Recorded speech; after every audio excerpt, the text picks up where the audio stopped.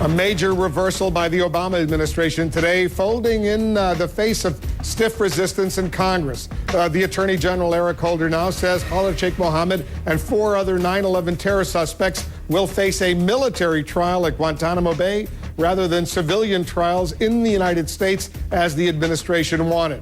Let's go straight to our White House correspondent, Dan Lothian, who's working the story for us. This is an issue the president strongly campaigned on after his inauguration, an issue he addressed immediately, but now a major reversal. That's right, Wolf. This was a campaign promise. It was an issue that attracted a lot of voters. White House spokesman Jay Carney today was asked about this being a failure of the administration going back on a promise. He sidestepped a lot of those questions, but said that there was a lot of congressional opposition and that the president really wanted to make sure that justice was brought as swiftly as possible. President Obama's Gitmo policy was set in stone before he ever walked into the White House. President, I will close Guantanamo, reject the Military Commissions Act. We are less safe because of the way George Bush has handled this issue. We need to give our national security agencies the tools they need, and that means closing Guantanamo. With great fanfare, the president used his first executive order to set an optimistic timeline within a year.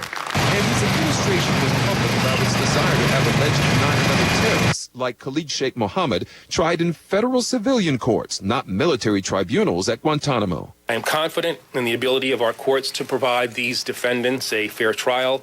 But that legal strategy ran into a brick wall.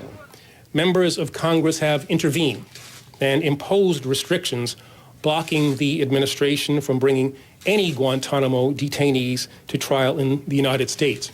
Now a dramatic reversal. The 5 suspected terrorists will be tried at Gitmo, and the detention facility will remain open indefinitely. The administration should not have flip-flopped in response to political pressure. The ACLU and other critics blame the administration for dragging its feet. The administration had about a year to bring these cases to federal court before Congress imposed restrictions. But Republicans see the decision as a long-awaited step in the right direction. Shouldn't be worried about what different human rights groups are going to say. We have to do what's right for America, what's just.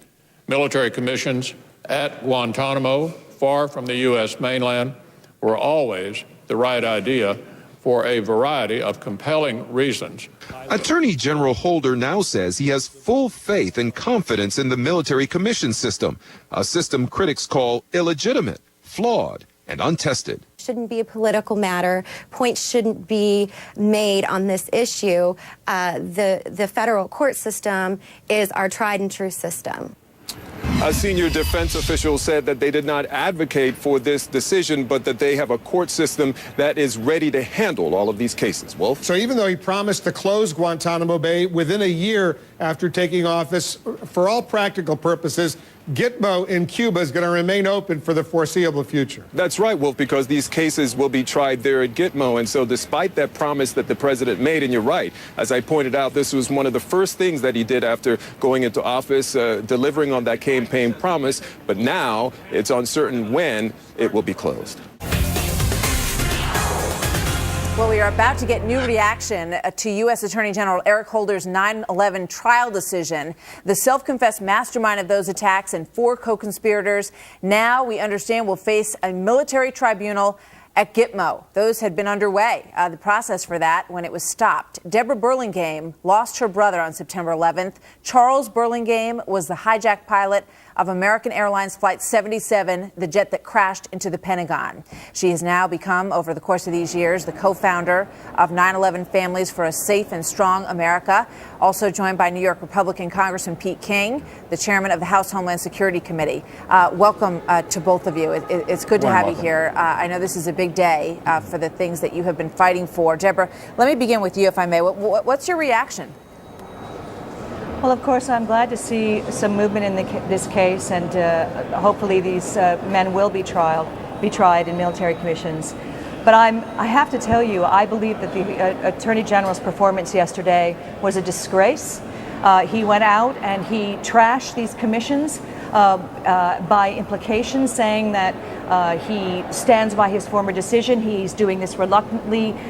Federal courts is a platinum form of due process that these men will not get. And And now I believe he's even inviting the human rights community, all of the interest groups that wanted to see military commissions go. I think his remarks have invited them to attack these commissions and undermine them. And for him to say that their number one consideration was the families and what we've been through, that is a crock. It is a disgrace for him to say it. That Justice Department and this Attorney General has ignored us, has tolerated us, has pushed us aside, has not kept us informed. And in fact, as early as a month ago, we were told by the White House that these cases were not going to go in military commissions, and they were going to continue seeking to repeal the ban by Congress on funding. So they've been incredibly dishonest with us, and I'm worried about the reputation of these commissions going forward. I think Eric Holder would like to see them fail. Very obviously, you feel very strongly about this, and you've been such a staunch proponent on behalf of these families and on behalf of your brother, whose picture we're looking at right now. Have you ever had any satisfaction in terms of your group being able to discuss any of this with the Attorney General? Well, in point of fact, in January, we came to Capitol Hill to try to get members of Congress to help us move this forward because we were at a stalemate. We ran into Eric Holder on the curb of the Rayburn building. He was leaving, and we caught him. And we engaged in literally a curbside debate with him. He was defending Article 3 courts. This was in January. He told us that commissions are a roll of the dice. He pointed to the Golani verdict, the Embassy case, as a major victory. And remember, Martha, one count. The Golani case was, yes, he was acquitted on 224 counts of murder. He was found guilty for conspiracy to destroy government property. That's deeply concerning that the number one law enforcement man in this country calls that a victory, and that is what he calls premium justice. He doesn't understand that you do not take war criminals into civilian trials and put them before ordinary citizens in our cities when we have 200,000 troops in the field fighting this enemy. Understood. Deborah, thank you very much. Let's bring in Congressman Peter King, who has been side by side with you on this issue, not wanting to see these trials happen in his home state of New York. You know, the first thing I want to do actually is play one piece of sound, Congressman King, from Eric Holder's discussion on all of this yesterday. He was also very worked up about this decision. Let's listen to what he said. The reality is, though, I know this case in a way that members of Congress do not. I have looked at the files. I've spoken to the prosecutors. I know the tactical concerns that have to go into this decision. So do I know better than them? Yes. I respect their ability to disagree, but I think they should respect the fact that this is an executive branch function, a unique executive branch function. All right. Well, he says it's a unique executive branch function. Apparently, though, he's willing to cede this because he says Congress gave him such a hard time on this. It made it virtually impossible for him to carry this out the way he wanted to. Well, Martha, right there you saw the true arrogance of Eric Holder. Here's a man who made this decision in the first place without ever talking to the New York City Police Commissioner, the State Police, the Federal Court Protective Service, the U.S. Marshals. He had no concept at all of the security and position he was putting on the city of New York, the hundreds and hundreds of millions of dollars that would be spent. Secondly, under our Constitution, Congress does have a say. And maybe Eric Holder wants to live in a dictatorship. We don't live here. That's not the type of country we live in. Thirdly, if he feels this strongly about it, if this is such a great moral and issue of conscience for him, then Eric Holder should resign. If he feels this strongly, he should resign on principle. It would do him good. It would certainly do us good. It would do the country good. All right, let me ask you this, Congressman. What did you think of the timing of this? You know, the president has just begun officially his re-election campaign. This was an issue on the table for them that they were going to have to deal with at some point. Any thoughts on the timing?